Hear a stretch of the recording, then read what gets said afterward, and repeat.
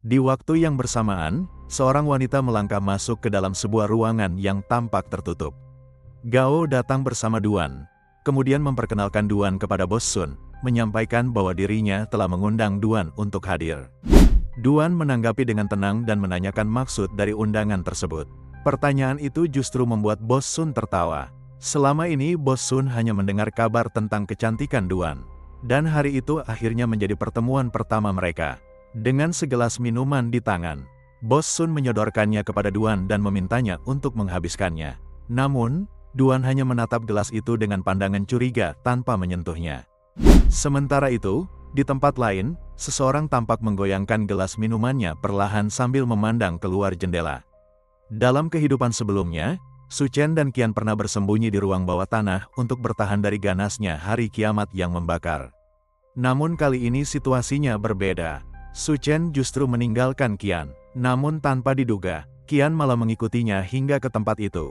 Dalam hati, Su Chen menyadari bahwa ia harus menyelesaikan dendam lama dan yang baru sekaligus. Di luar ruangan, Wang terlihat berkeringat deras dengan tubuh yang terasa dibakar panas. Wang bertanya kepada Xiao Yu tentang suhu malam itu yang terasa lebih menyengat dari siang hari. Xiao Yu merasakan hal yang sama lalu mengajak Wang menuju kolam renang untuk mendinginkan tubuh. Ia membayangkan para wanita akan keluar dengan pakaian renang mereka. Membayangkan suasana yang penuh gairah membuat Xiao Yu melayang dalam khayalan. Wang tertawa lepas merasa bahwa ajakan Xiao Yu adalah ide yang sangat brilian. Sementara itu, Lina menatap langit yang terang dan bertanya pada Qian tentang cahaya bulan yang terasa seperti matahari. Qian juga merasa heran dengan terang yang tak wajar itu. Di bawah cahaya bulan yang menyala-nyilaukan, Xiao Yu menggenggam tangan Qian dan menunjukkan sesuatu yang ia lihat di langit. Xiao Yu mulai merayu mengibaratkan cintanya pada Qian secerah bulan malam itu. Seolah bulan menjadi saksi kisah mereka. Namun, Qian justru kebingungan dan merasakan panas luar biasa sehingga memutuskan untuk segera menuju kolam renang. Dari dalam ruangan atas, Su Chen memperhatikan interaksi mereka dan mengejek keintiman yang mulai memanas di tengah panas yang sesungguhnya. Su Chen mengangkat gelasnya perlahan, menyambut suasana yang makin gila dan dalam hati menyambut datangnya kembali kiamat yang telah lama ia tunggu. Tanpa peringatan, bulan yang sebelumnya hanya bersinar terang kini memancarkan panas yang luar biasa dahsyat. Bahkan jauh lebih menyengat dari matahari siang hari. Mereka yang berada di luar gedung sontak terdiam, kaget, dan langsung berhamburan mencari perlindungan. Beberapa mulai berteriak karena kulit mereka terasa perih, seolah terbakar gelombang panas. Xiao Yu berlari sekencang mungkin, panik dan meminta semua orang segera kembali ke hotel. Di belakang, Wang tertinggal dan tak mampu menyusul. Di dalam hotel, beberapa pria tampak santai bermain kartu. Mereka bertanya-tanya apakah Wang dan yang lainnya baik-baik saja di luar. Salah satu dari mereka menanggapi santai, menganggap Wang hanya sedang menggoda wanita seperti biasanya dan sedang menikmati waktunya. Namun mereka mulai merasa heran saat cahaya dari luar mendadak menjadi sangat terang. Tak lama kemudian, Xiao Yu, Lina, dan Qian muncul berlarian masuk ke dalam hotel dengan kulit mereka yang memerah hebat, tampak seperti udang rebus. Pemandangan itu membuat para pria bingung dan bertanya-tanya tentang apa yang sebenarnya sedang terjadi karena kondisi kulit mereka begitu memprihatinkan. Xiao Yu yang kelelahan segera mencari air lalu meminta bantuan agar ada yang membawakannya. Sementara itu, Lina dan Qian terus berteriak karena merasa sangat kepanasan. Saat sedang mencari-cari, Xiao Yu melihat sebuah akuarium besar di sudut ruangan. Pandangannya langsung tertuju ke sana dan merasa lega melihat ada air di depannya. Ketiganya segera berlari dan berlomba memasukkan tubuh mereka ke dalam akuarium tersebut, berharap bisa meredakan panas yang menyiksa. Melihat tingkah aneh mereka, dua pria di ruangan itu semakin bingung dan mempertanyakan apa sebenarnya yang sedang mereka lakukan. Salah satu dari mereka lalu menanyakan keberadaan Wang. Menyadari bahwa pria itu tidak datang bersama mereka, pertanyaan itu menyentak Xiao Yu. Ia baru menyadari bahwa Wang belum tiba. Dari balik pintu yang masih terbuka, tubuh Wang terlihat tergeletak dengan luka bakar yang menyebar di kulitnya tampak mengenaskan. Mereka yang melihatnya langsung panik dan bergegas mencari obat untuk luka bakar Wang.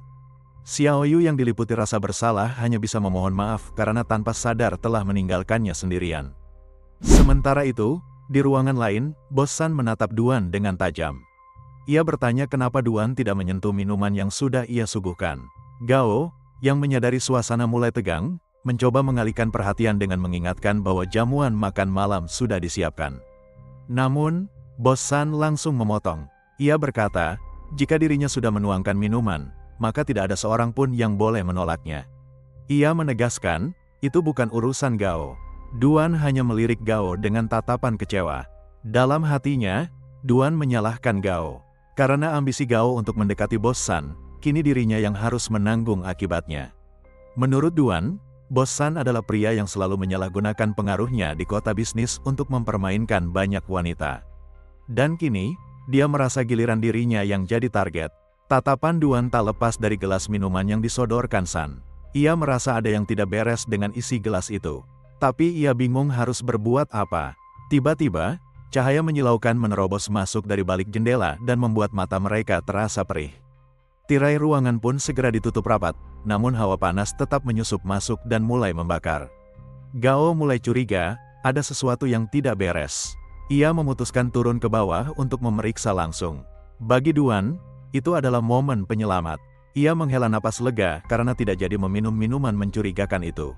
Di lantai bawah, manajer Sin Sin sedang berusaha menenangkan para tamu.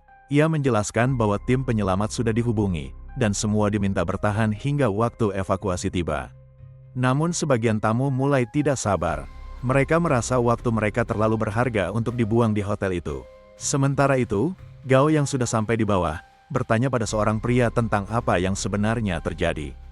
Pria itu menjawab bahwa kondisi darurat sedang berlangsung di luar, dan mereka butuh waktu untuk mengetahui lebih lanjut situasinya.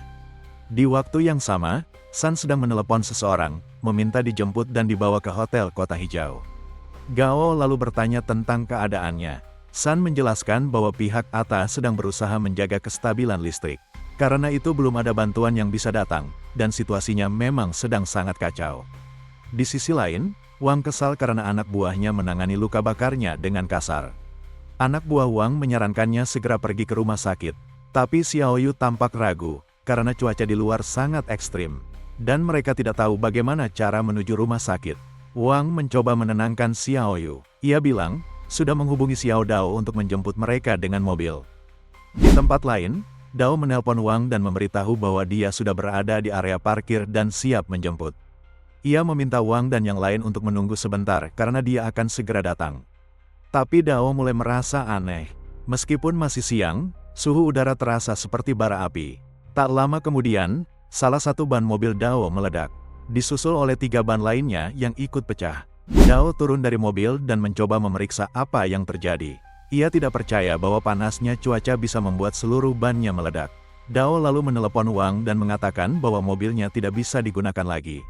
Ia juga mengaku sudah tidak tahan dan ingin kembali. Dao meminta Wang dan yang lain mencari solusi sendiri. Namun saat Dao melangkah keluar dan menginjak aspal, ia menyadari alas sepatunya mulai meleleh. Karena itu, Dao kehilangan keseimbangan dan jatuh. Tubuhnya terjerembab di atas aspal panas yang seperti bara api. Saat berusaha bangkit, Dao melihat pemandangan mengerikan, mayat-mayat manusia tergeletak di jalanan. Semuanya mati karena gelombang panas. Dao mencoba mengangkat wajahnya dari aspal, tapi suhu ekstrim membuat kulit wajahnya ikut meleleh. Ia menjerit kesakitan sekuat tenaga. Jeritan itu terdengar sangat jelas di ponsel, membuat Wang dan yang lain yang sedang mendengarkannya menjadi panik. Wang yang sangat ketakutan langsung melempar ponselnya ke lantai. Tak lama kemudian, terdengar suara aneh dari ponsel yang masih terhubung dengan Dao. Di ruangan lain, kipas pendingin bekerja dengan daya penuh, berusaha menurunkan suhu udara ke titik terendah. Di dalam kamar kepresidenan yang mewah, terdapat kolam renang pribadi. Dan di tengah kekacauan itu, Su Chen justru tertidur lelap, seolah tak terganggu oleh badai panas yang melanda dunia luar.